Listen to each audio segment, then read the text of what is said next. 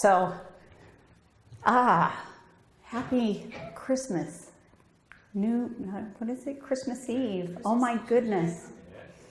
How many of you, for you, is this your favorite holiday? Oh my goodness. You know what? That's perfect. That is perfect, because that's what my talk is about today. And I am going to try, I'm going to ask Spirit, I want to do this with no tears. And this is going to be we're going to do it with no tears, but we're going to have some backup. So anyways, this is one of the most difficult times of the year for most people. How many?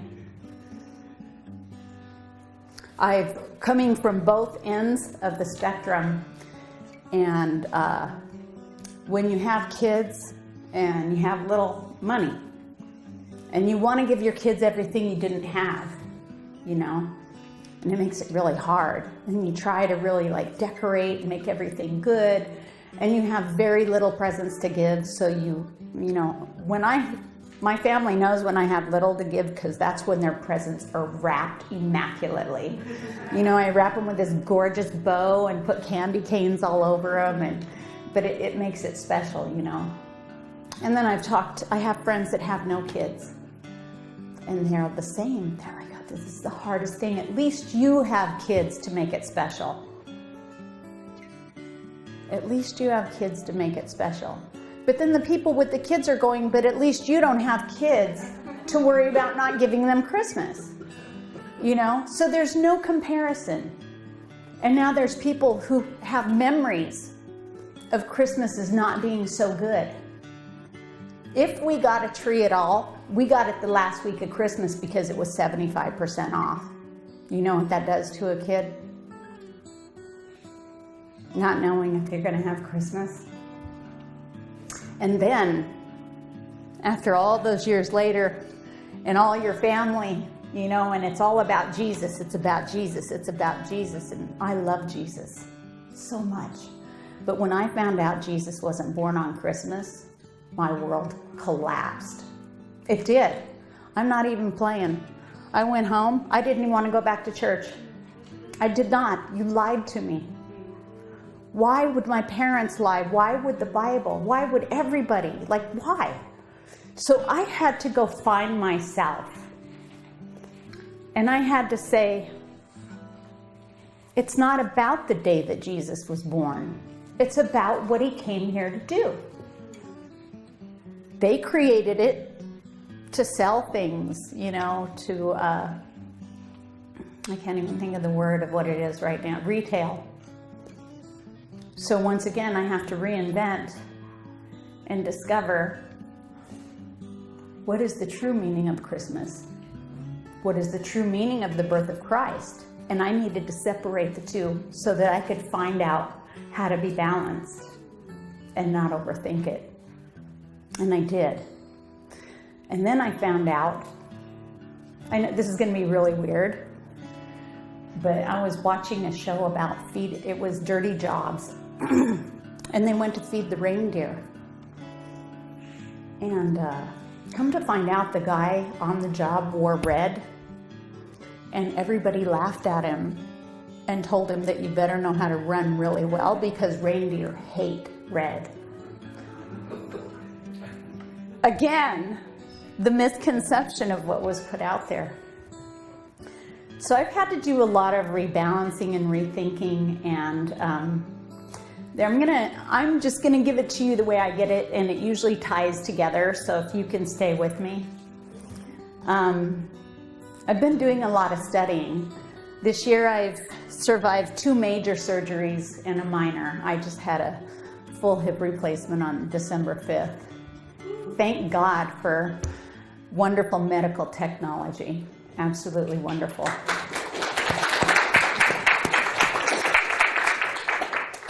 So I've had a lot of time to spend with myself, and I've been studying the mind.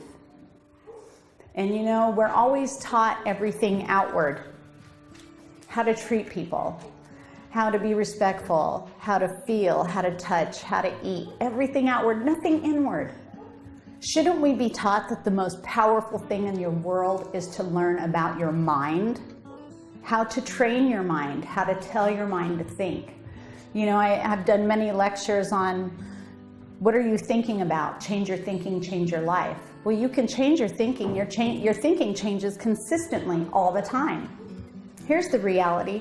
How do you change what has been implanted in your subconscious? Because your subconscious is what holds all your truth, not your conscious. Conscious comes and goes, analyzes it and lets it go. It can disagree with your subconscious, but until you get on the same page with your subconscious, it will always win.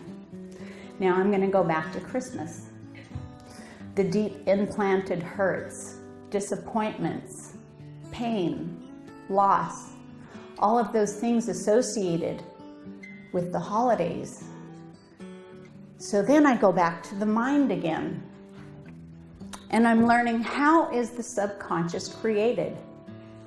How is it that when we smell a smell, see a person, hear a song, how does it trigger us so deeply? Why does it hit our emotions so strong? How can it change our reality, and why? Because the subconscious is built with memory. When you have a memory, it ingrains into your subconscious. Subconscious knows no difference between good and bad. Yes and no. It simply is. It just is. Do you know that they've done tests with the brain? They've put the modes, you know, on your brain, and they had certain people doing sports. What was it? It was basketball. And they were shooting hoops. And certain parts of their lobe lit up. And so they had another group of people that were not shooting hoops at all. And they simply closed their eyes and saw themselves doing it. Do you know they did nothing physically? They only used visualization, and the same parts of the brain lit up. The brain doesn't know if you're physically doing it or if it's just going through visual. But when you add an emotion to it, that's what ingrains into your subconscious. So when we have those feelings like Christmas has always been depressing, I can't do enough, I have a hard time receiving, if I can't give, I don't feel that I deserve to receive. These are all things that were implanted by emotion. Here's the wonderful thing. The subconscious can be changed.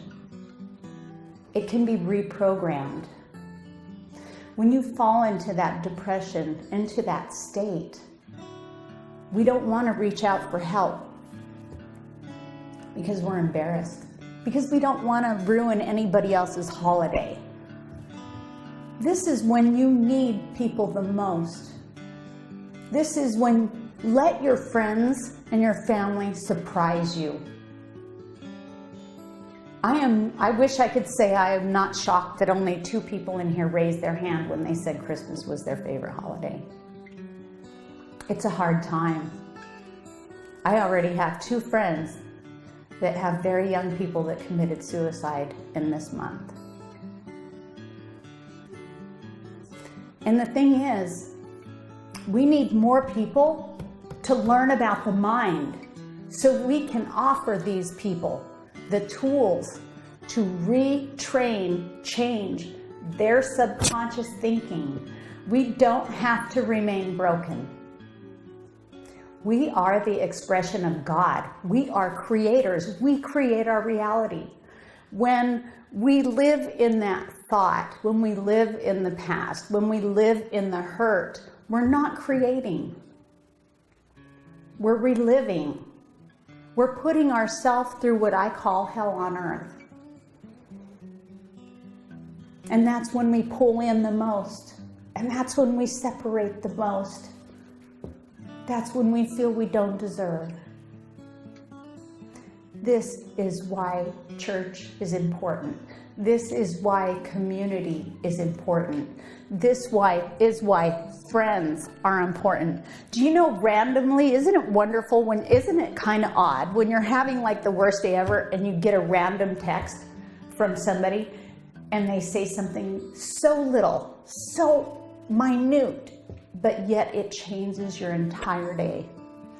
Maybe it changes your entire week or your month. If I could ask anything of you, please, if you have a thought out of the blue that says, I want to reach out and send a message to somebody, do it now. Don't do it in 5 minutes later, 10 minutes later, because Spirit comes to us in different ways. And if somebody's coming to your mind and you get the feeling or the impression that you need to reach out, there's a purpose for it. There's something going on the other end, and you're not aware of it. You're just thinking of this person. And maybe it's Spirit giving you a little nudge on the shoulder that says, hey, this person needs some encouragement right now. Send it over.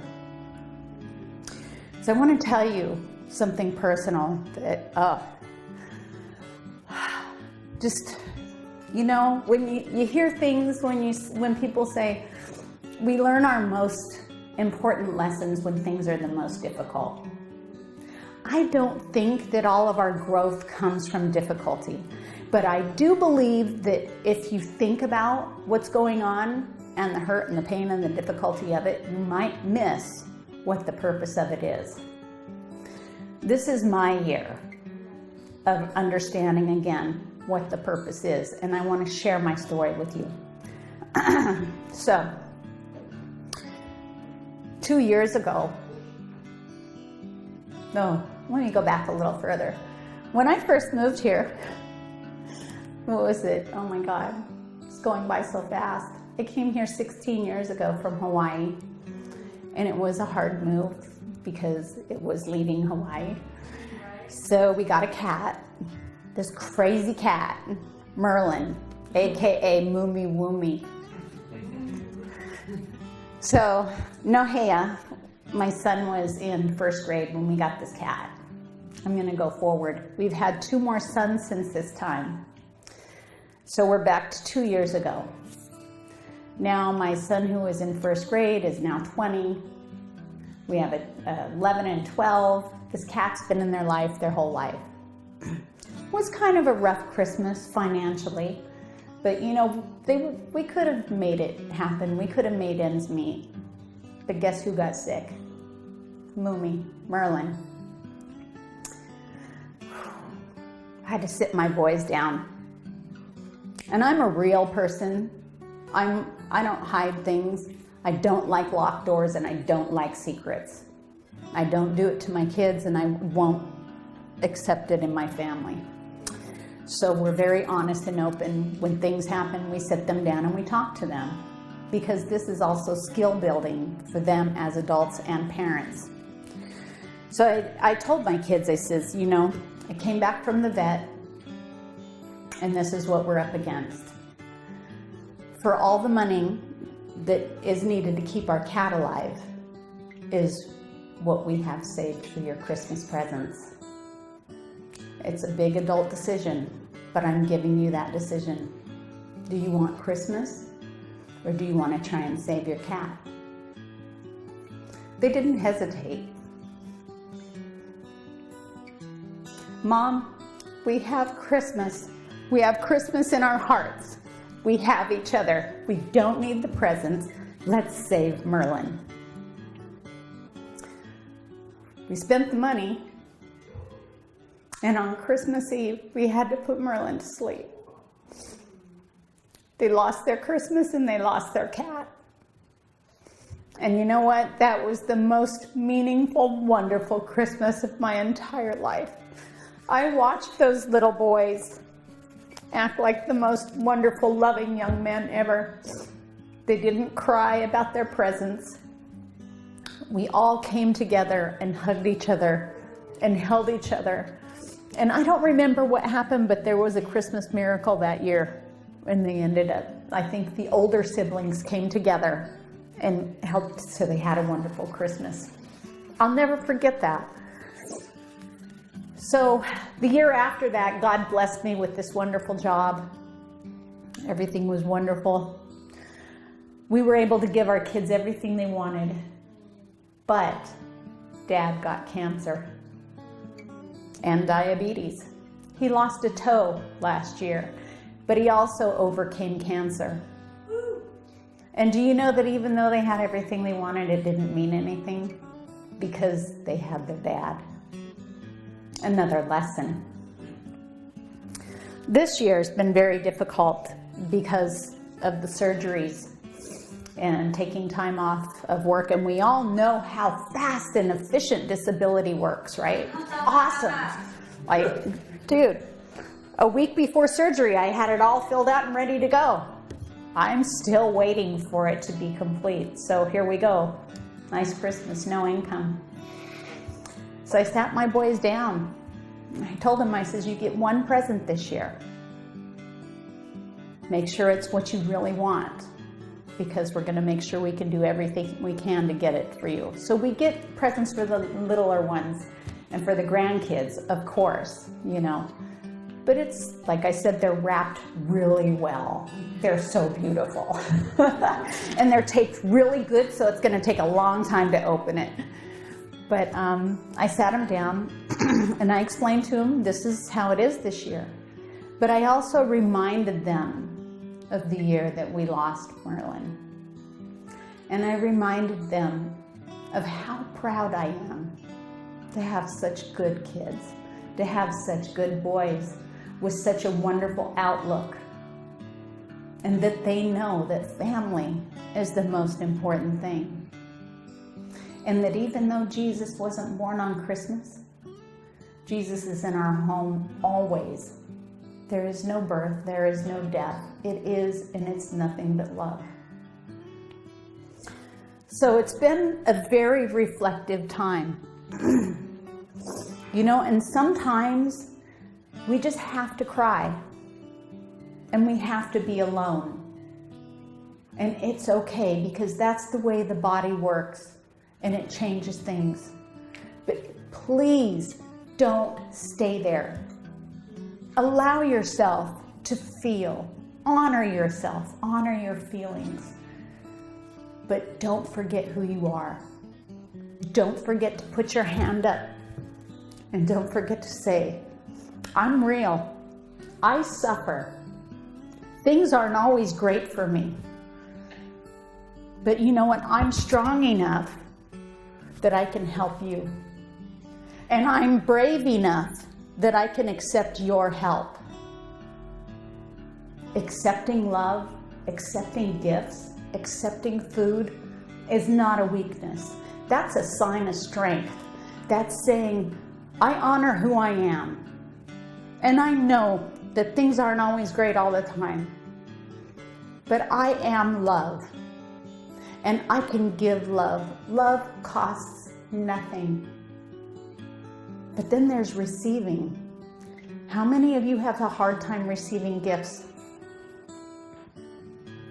How many of you feel that if you receive a gift, you have to return the gift? A gift. That's important. It's an important thing to recognize about yourself. Because if you give a gift to somebody, you wouldn't want them to feel bad or want them to feel that they owe you something, because you're giving from your heart, aren't you? Are you giving because you're expecting a bigger present from someone else?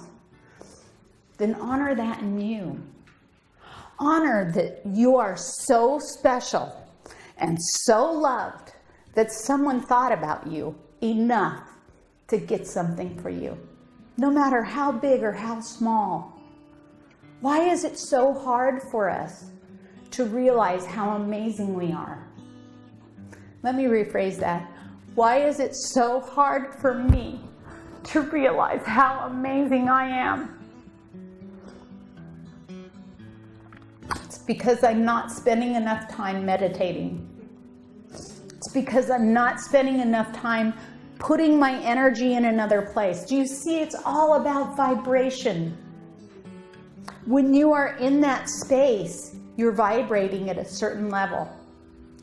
You can change your vibration. You can change your energy. You can do it. You're so strong. And once you do it, if you can help someone else do it, what was that? The contemplation? When you give love, you receive it 1,000-fold. It happens that way in everything. So my key word for this year is reflection. And as I reflect back on my year, I had somebody send me a text, and it was a wonderful text, but the last thing she said was, "You have so much to be proud of." And I was vibrating at a very low vibration because I couldn't provide my family with what I'm used to providing them. I felt guilty that I had to go into surgery. I felt guilty that I couldn't be that person that I am. And then it hit me. What have I got to be proud of? What have I not got to be proud of? You know what? I do the best I can with everything I do. I love with my whole heart. I've never met a person that isn't a friend. Animals, people, this beautiful church. Donna came here and helped me. We get all these wonderful flowers. By the way, please take the flowers after the service with you. I want to see all these vases empty, please. Roses, whatever, they're yours. Take as many as you want and enjoy them. But, she helped me with the donations, and oh my gosh, my husband's brakes went out. He took my truck. I wake up and I have my son's car, a tuna fish can on wheels. And go figure, it was one of the largest flower donations. I pull up in my little car with my son and we're covered in flowers. We have flowers everywhere. I have to say, when my son comes back, his car has never smelt better.